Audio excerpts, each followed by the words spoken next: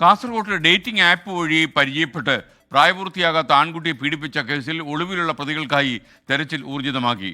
തൃക്കരിപ്പൂർ സ്വദേശിയായ youth league Sirajuddin ഉൾപ്പെടെ 5 പ്രതികളെയാണ് ഇനി കണ്ടെത്താനുള്ളത്. അരുൺ പാറക്കൽ വിവരങ്ങളുമായി ചേരുന്നു കാസർഗോഡ് നിന്ന്. അരുൺ, ഗുഡ് മോർണിംഗ്, പറയൂ.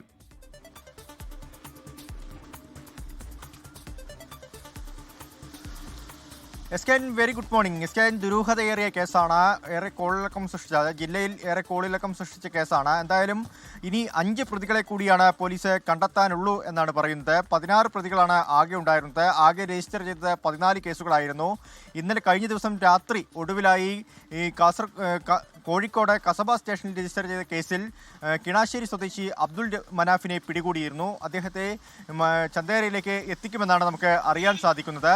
ഇനിയുള്ളത് സിറാജുദ്ദീനാണ്. യൂത്ത് ലീഗിൻ്റെ നേതാവ്, ജില്ലാ നേതാവാണ് സിറാജുദ്ദീൻ. തൃക്കരിപ്പൂർ സ്വദേശിയാണ്. ഈ സംഭവം അറിഞ്ഞ ഉടൻ തന്നെ സിറാജുദ്ദീൻ ഒളിവിൽ പോയിരുന്നു. മുൻകൂർ ജാമ്യത്തിന് ശ്രമിച്ചിരുന്നു, പക്ഷേ മുൻകൂർ ജാമ്യം ഇതുവരെയും ലഭിച്ചിട്ടില്ല. സിറാജുദ്ദീനെ ഉടൻ തന്നെ പിടികൂടുമെന്നാണ് പോലീസ് അറിയിച്ചിരിക്കുന്നത്. മറ്റൊന്ന് എറണാകുളം എളമക്കര സ്റ്റേഷനിൽ രജിസ്റ്റർ ചെയ്ത കേസുകളാണ്. അവിടെ 4 പ്രതികളുണ്ടെന്നാണ് നമുക്ക് മനസ്സിലാക്കാൻ സാധിക്കുന്നത്. കാഞ്ഞങ്ങാട് ഡിവൈഎസ്പിയുടെ നേതൃത്വത്തിലാണ് നിലവിൽ അന്വേഷണം മുന്നോട്ട് പോകുന്നത്. 5 CI അടങ്ങുന്ന സംഘമാണ് ഈ കേസ് അന്വേഷിക്കുന്നത്. ഈ കുട്ടി കഴിഞ്ഞ 2 വർഷമായി പീഡിപ്പിക്കപ്പെടുകയായിരുന്നു എന്നാണ് പോലീസ് പറയുന്നത്. കുട്ടി അങ്ങനെയാണ് മൊഴി നൽകിയിരിക്കുന്നത്. കുട്ടിയെ പലതവണ എറണാകുളത്തെത്തിച്ച് ഇവർ പീഡിപ്പിച്ചിട്ടുണ്ട്. കുട്ടിക്ക് പണം നൽകി ഇതൊക്കെ ഒതുക്കി തീർത്തു എന്നാണ് മനസ്സിലാക്കാൻ സാധിക്കുന്നത്.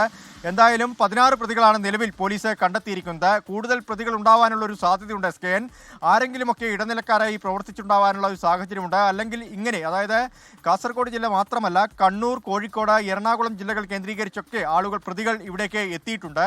ഇടനിലക്കാരില്ല എന്നാണ് നിലവിൽ പോലീസ് പറയുന്നതെങ്കിലും പക്ഷേ അങ്ങനെയല്ല കാര്യങ്ങളെന്ന് നമുക്ക് പ്രാഥമികമായ നമ്മുടെ അന്വേഷണത്തിൽ തന്നെ മനസ്സിലാക്കാൻ സാധിക്കുന്നുണ്ട്.